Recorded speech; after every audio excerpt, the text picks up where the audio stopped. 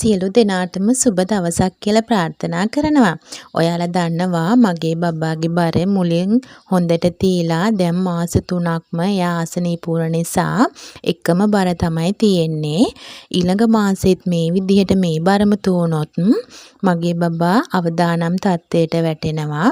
ඉතින් midwife miss කිව්වා කැම චාට් එකක් හදලා එයාගේ බර කොහොම හරි වැඩි කරගන්න කියලා.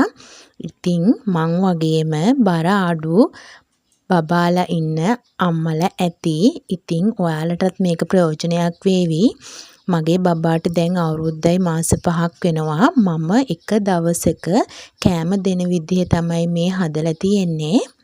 ඔයාලටත් පුළුවන් මේකෙන් පුංචි අදහසක් අරගෙන ඔයාලගේ chart එකත් හදාගන්න. සද්ද පොඩ්ඩක් මදි. වොලියුම් එක වැඩි කරලා අහන්න. මේ තියෙන්නේ මම බබාට එක දවසක එයාට දෙන කෑම ටික. මේ ටික එකතු කරලා තමයි මම කෑම chart එක හදලා තියෙන්නේ. ඔයාලට පුළුවන් මේක ඔයාලගේ කෑම වර්ගවලත් එක්ක වෙනස් කරගන්න. මම මෙතන හදලා තියෙන්නේ බබාට 70ක් 80ක් පිෂ්ඨය ලැබෙන පරිදි තමයි එක කෑම වේලකට කොහොම හරි. එතකොට තමයි බබාගේ බර ටිකක් වැඩි කරගන්න පුළුවන් අඩු බර බබෙක් ඉන්නවනම්.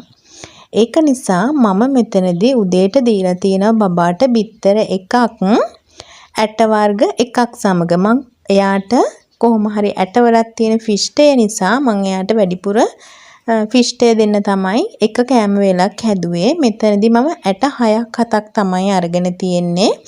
ඔයාලට පුළුවන් ඕනම ඇට වර්ගයක් ගන්න. මගේ බබා ගොඩාක් කන බබෙක් නෙමෙයි. සාමාන්‍යයෙන් ටිකක් කන බබෙක්. ඒක නිසා මම මෙතන ඇට 6ක් 7ක් තමයි ගත්තේ.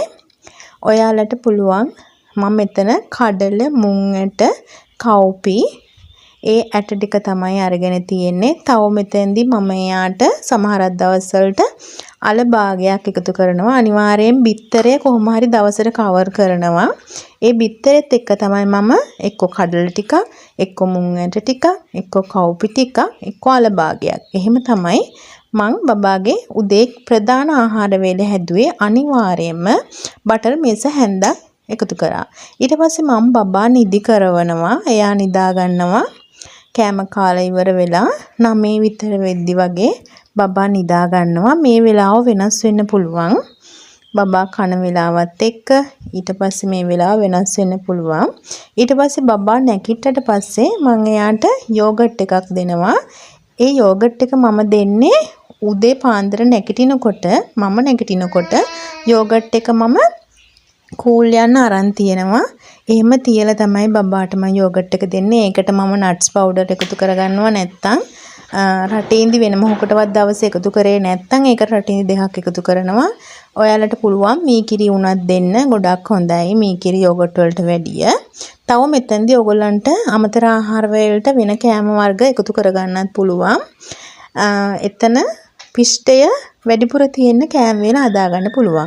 ඊළඟට මම ප්‍රධාන ආහාර වේලට බබාට බත් තමයි දෙන්නේ.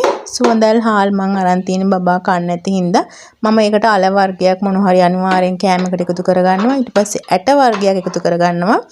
ඔයගොල්ලන්ට පුළුවන් උදේ කලින් දවසේ රෑ පෙඟෙන්න දාන ඇටයකටම මෙතනදී ඇට වර්ග ටිකක් එකතු කරගන්න.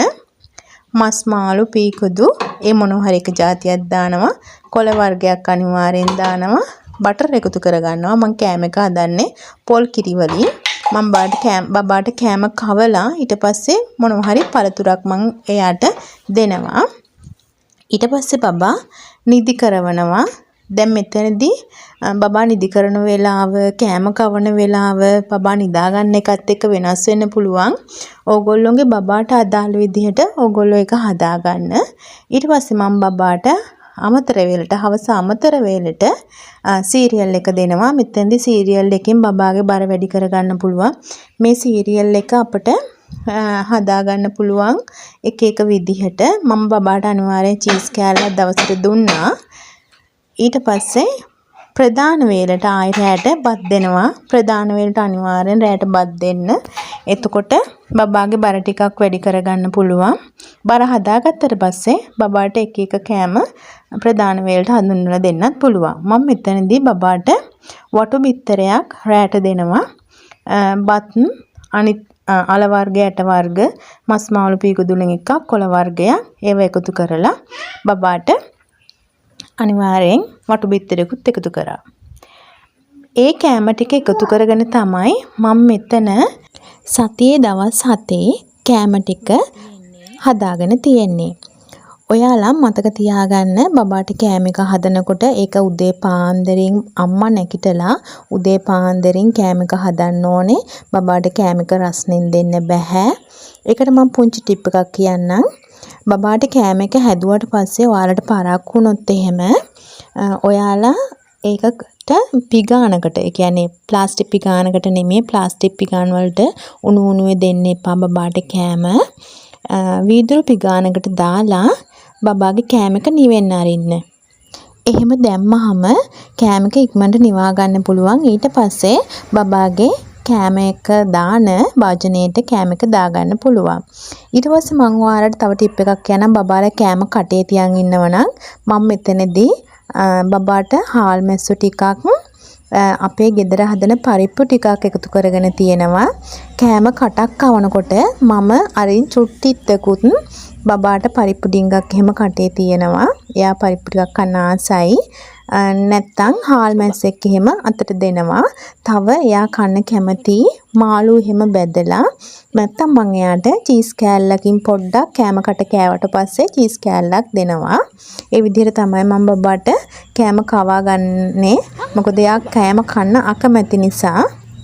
අනිවාර්යෙන් කෑම වේල් දෙකක් අතර පරතරය පැය 3ක්වත් තියාගන්න ඕන.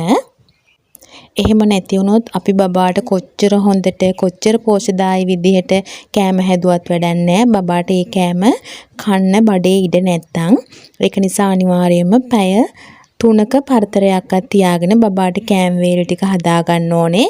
අපි මේ පැය 3ක පරතරය තියන නම් බබාට උදේ පාන්දර කෑම එක 7:30 අතරවත් අඩු ගානේ කෑම එක කවා ගන්න ඕනේ. මම මේ විදිහට කෑම chart එක හදලා බබාගේ බර වැඩි කරගත්තා මේ මාසෙ තුලදී. ඉතින් ඔයාලත් මේ විදිහට හදලා බබාගේ බර වැඩි කරගන්න. මගේ වීඩියෝ එක හොඳ නම් මාව subscribe කරගෙනම යන්න. අදට ගිහින් එන්නම්.